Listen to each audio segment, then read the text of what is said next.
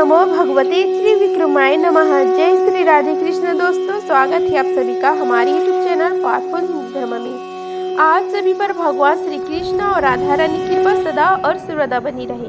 आज हम आप सभी को ज्येष्ठ महात्मा में कथा अध्याय 19 का श्रवण कराएंगे।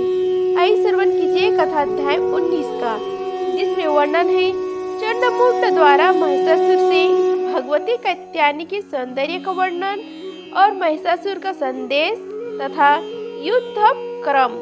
प्रस्त जी महाराज बोले कि उसके बाद उस श्रेष्ठ पर्वत शिखर पर निवास करने वाली उन तपस्विनी कात्यायनी दुर्गा को चंड और मुंड नाम के दो श्रेष्ठ दानों ने देखा और देखते ही पर्वत से उतरकर वे दोनों असुर अपने घर चले गए।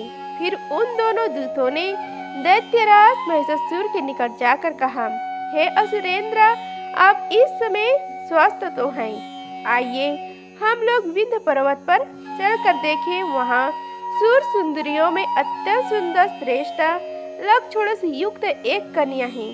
उस तन्वी सूक्ष्म देह वाली ने केश पास के द्वारा, मेघों को मुख के द्वारा, चंद्रमा को तीन नेत्र द्वारा, तीनों गार्ह पत्य दक्षिणाग्र अभिनय अग्रियों को और कंठ के द्वारा संग को जीत लिया है।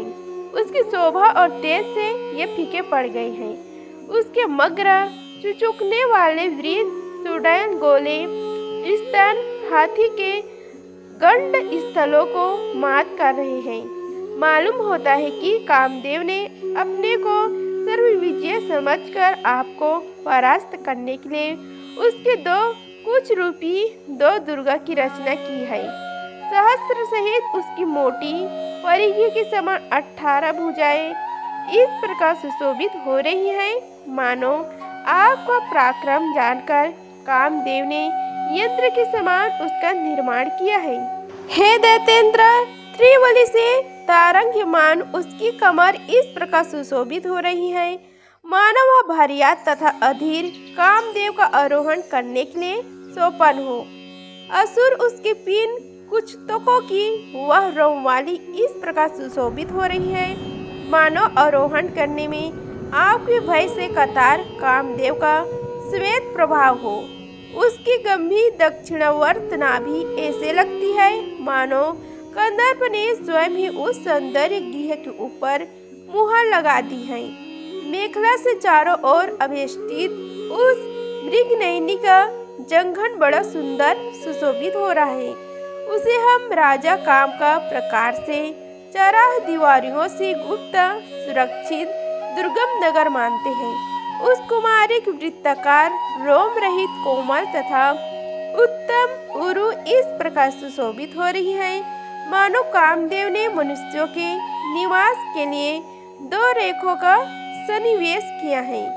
महिषासुरेंद्र उसके अंदरोत जन युगल इस प्रकार सुशोभित हो रहे हैं, मानो उसकी रचना करने के बाद थके विधाता ने निर्पूर्ण करने के लिए अपना करतल ही स्थापित कर दिया हो।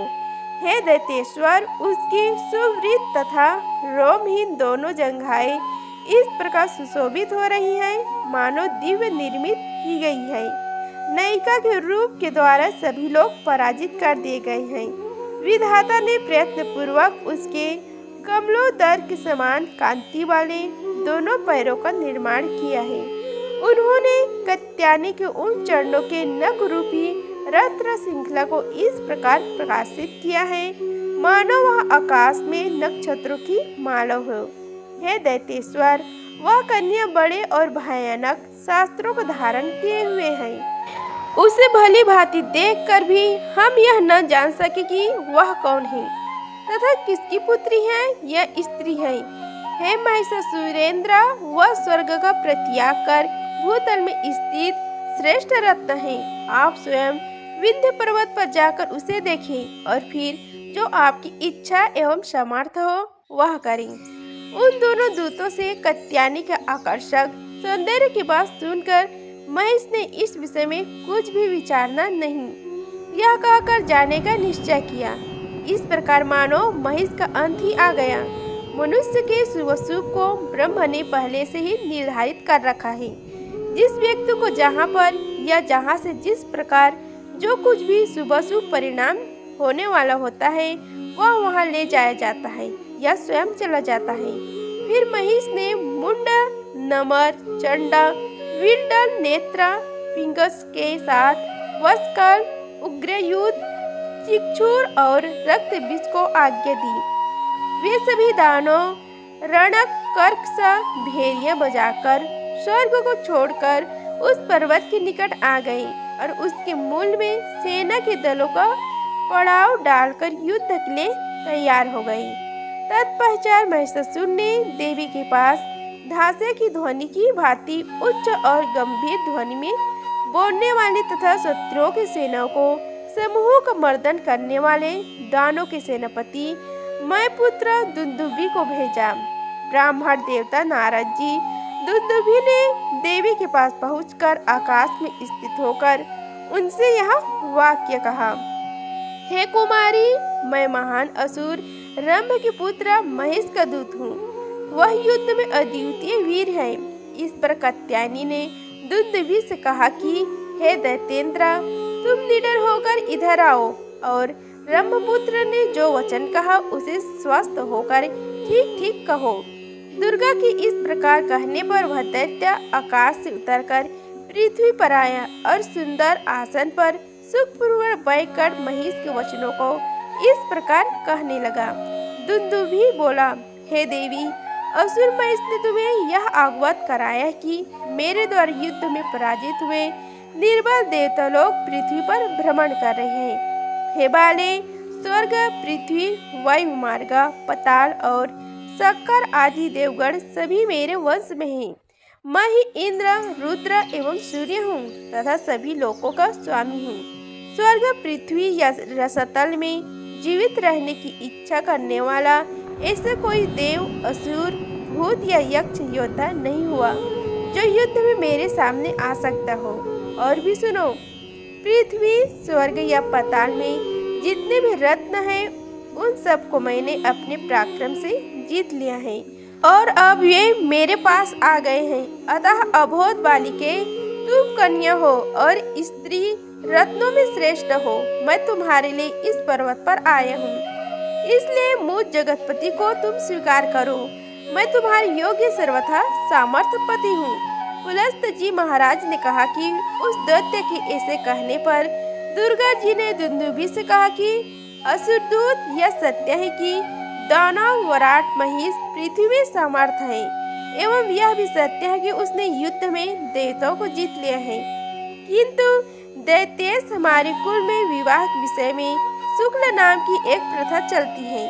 यदि महिष आज मुझे वह प्रदान करे तो सत्य रूप में सचमुच मैं उस महिष को पति रूप में स्वीकार कर लूंगी। इस वाक्य को सुनकर दुंदुभि ने कहा कि अच्छा कमल पात्रिक्षी, तुम वह शुक्ल बताओ।